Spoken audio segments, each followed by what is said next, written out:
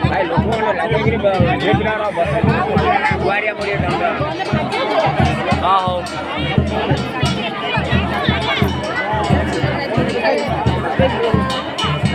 મને સારું છે